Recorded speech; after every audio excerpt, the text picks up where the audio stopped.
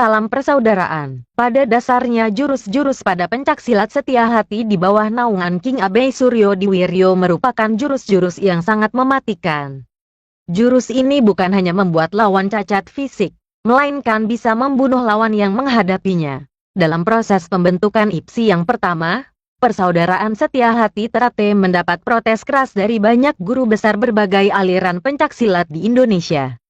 Karena teknik dan jurus PSHT bisa menyederai sesama pendekar di ajang kejuaraan antar pendekar di suatu hari di masa mendatang nanti. Sejak mendapat protes keras dari pihak IPSI, kemudian PSHT mengembangkan dan mengalihkan jurus-jurusnya dengan seni. Dengan tujuan agar tidak menyederai sesama pendekar di ajang kejuaraan nanti. Mungkin kurangnya komunikasi di waktu itu, ada seseorang yang masih mengajarkan dan mengembangkan jurus-jurus mematikan ini. Ya, beliau adalah Haryono Turpijen. Sudahkah mengenal Haryono Turpijen? Berikut ini profil dan sejarahnya. Haryono Turpijen lahir pada tanggal 28 Agustus tahun 1929 di Yogyakarta dan tumbuh besar di Madiun. Ia mulai jatuh cinta pada pencaksilat pada usia 13 tahun di bawah asuhan Ki Haji Ireng saat belajar di pondok pesantren. Kemudian, Haryono diasuh oleh guru besar Ki Abe Surodiwiryo dan Ki Hajar Harjo Utomo, yang tak lain dan tak bukan adalah pendiri Persaudaraan Setia Hati Ternate. Pada tahun 1945, Eyang Suro sebutan dari Ki Abe Surodiwiryo meninggal dunia karena suatu penyakit. Haryono Turpijen kemudian meneruskan latihan pencaksilat bersama ayah dan asistennya, yaitu Ki Haji Abdullah. Namun keduanya meninggal dunia selama revolusi kemerdekaan pada tahun 1945.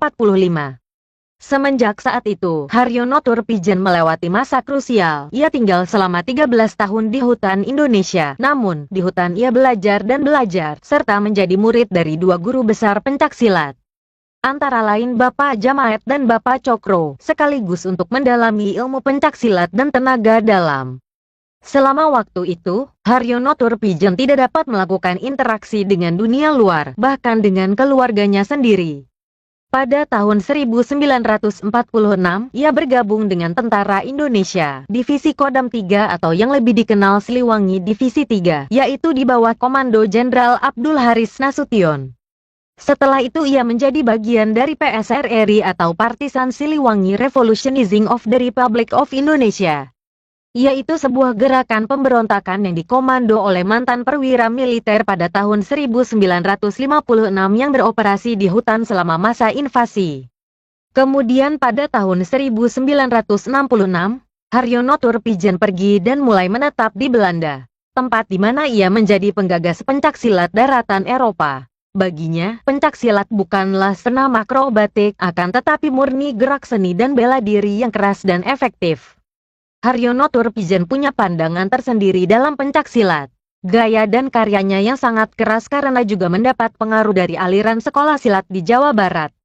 Pengalaman hidupnya di dalam hutan, latihan di berbagai perguruan pencaksilat terutama aliran Persaudaraan Setia Hati Ternate. Semua itu memungkinkan Turpijen untuk mengembangkan pencaksilat dengan karakternya sendiri. Dia berani mengubah filosofi pencaksilat dari keindahan yang dinilainya semu menjadi seni pertarungan murni yang keras dan sangat mematikan. Di tanah Eropa, pencaksilat disuguhkan dengan cara yang berbeda, tentunya berada di luar pakem dari Persaudaraan Setia Hati Ternate. Namun langkah Haryono Turpijen ini malah menimbulkan ketidakharmonisan dengan pengurus Ikatan Pencaksilat Indonesia atau IPSI.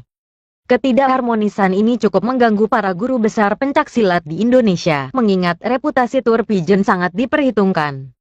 Tapi Haryono Turpijen tidak lantas putus asa. Ia tetap teguh pada prinsipnya untuk mengembangkan pencaksilat di Eropa. Dan sebagai penghormatan, alirannya itu ia beri nama Persaudaraan Setia Hati Ternate Madiun. Guru besar Haryono Turpijen menghembuskan nafas terakhirnya pada tanggal 31 Juli tahun 1996 dan dimakamkan di Hegepinus Begraafplaats Dunewes, Aukenburgstraat 27 di Belanda. Berkat hasil kerja keras dan warisannya itu, pencaksilat yang merupakan seni bela diri asli Indonesia bisa menjadi salah satu ilmu bela diri terkenal yang tembus hingga ke kurikulum pendidikan pasukan khusus di kancah internasional.